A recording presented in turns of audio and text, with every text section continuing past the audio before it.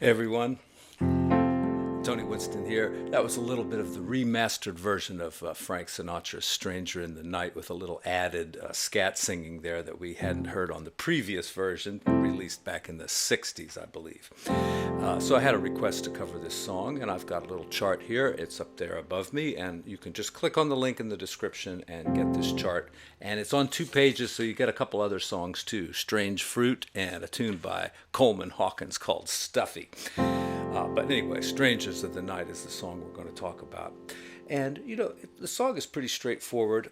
I'm going to do this with the chordy, and I'm not going to use the pedal because that, if I use the pedal, everything starts, blurring together there. So I'll do it without pedal.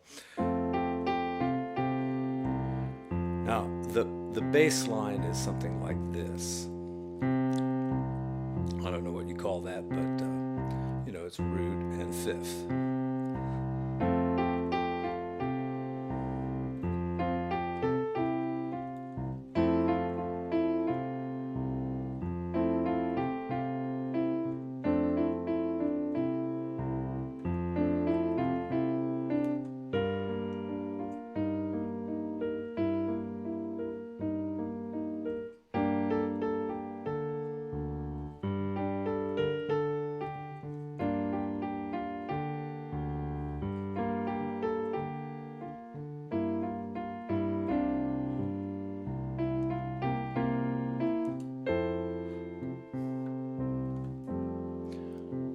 Okay, there's the first page. Now, before I change pages here, let me just talk about it a little bit. Supposedly, Frank Sinatra hated this song, but I think it was probably his biggest hit of all time, or at least close. And, it's really not a bad song. And if you listen to him sing it, you hear just the classic Frank Sinatra interpretation of a song. Some things he does really nicely vocally is that he'll hold out a note and then, without even taking a breath, go right into the next line. Like he'll go, "Told me I must have you, strangers in the night." So that's a really effective vocal trick there that lots of people have used. I was thinking of a song by Nancy Wilson called the Song Is You, where she does the same kind of thing. Is this the day I alone? Other things about his vocal, to me, he's just like the James Bond of vocalists. He's got that ultra masculine sound, but yet he has this little vulnerability, and he puts that in perfect places in the song. And of course, his pronunciation is very, very accurate. He's from New York or New Jersey, and so he had to overcome a lot of problems with pronunciation, and he worked very hard on that, supposedly. I'm playing chords with the right hand and the melody at the same time so I can keep this little bass line moving along. All right, let's move over to the second page here. And we've got Strangers in the Night. It's early in the morning here before I go to work here. My day gig lasts a few more days, and I'll be happy to be done with it and get back to music. So here on the flat 5, it really doesn't usually sound good to move up to the 5th or the flat 5. So we're just going to stay on the root here.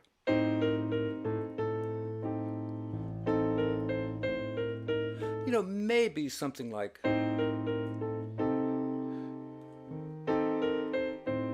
don't know, I don't like that, do you? And then when we get to this D7, the bass player actually stays on an A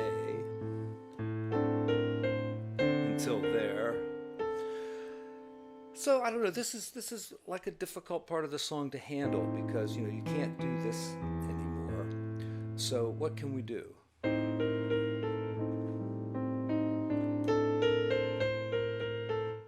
Everything seems kind of weak. And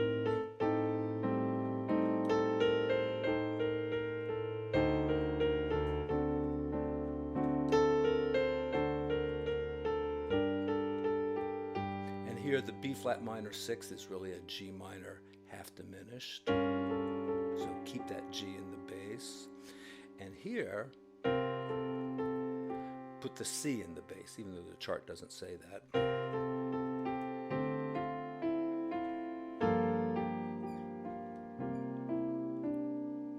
And, you know, how many pop songs have a rubato part, you know, where a retard, where it slows down like that. And then, you know, there's a little interlude and he comes back in with the chorus a little bit. But right at this point is where the modulation comes in on the second time through.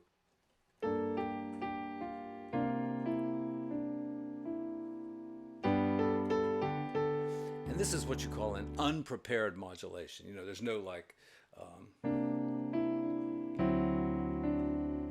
know, there's no chord leading you into the modulation. It just happens totally unprepared. And that's my favorite kind of modulation. Very, very popular way to do it. So now we're up in G. Well, let's go ahead and finish the song in F.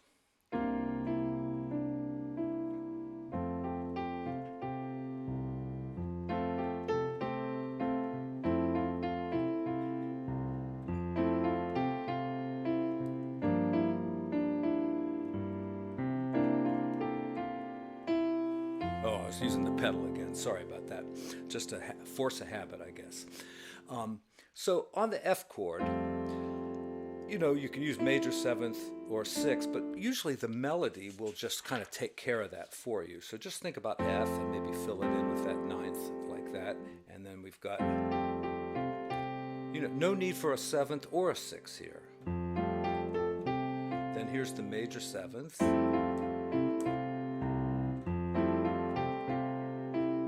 And here's the sixth.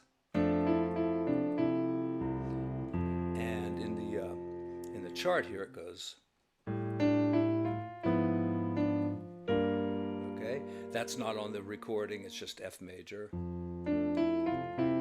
Right to the G minor, and here we have that little James Bond thing, right?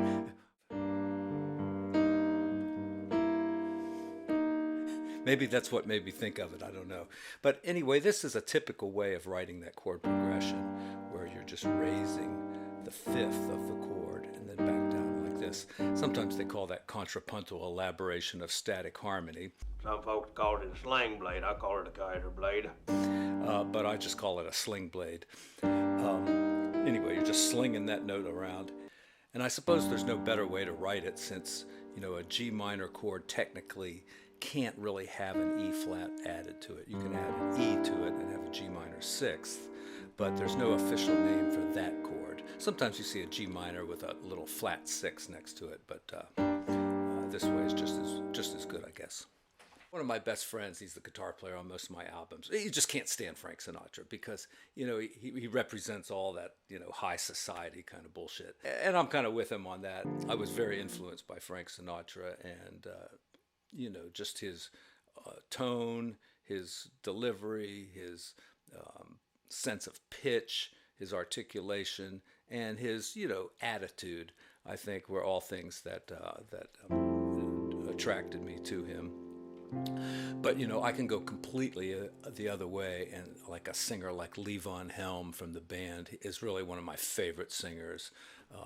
Totally a different style there.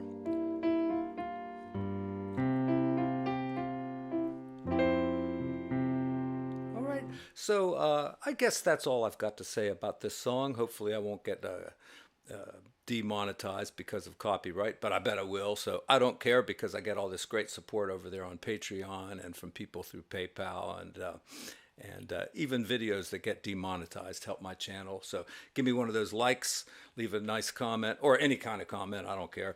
I read them all, and I'll see you again soon. Thanks.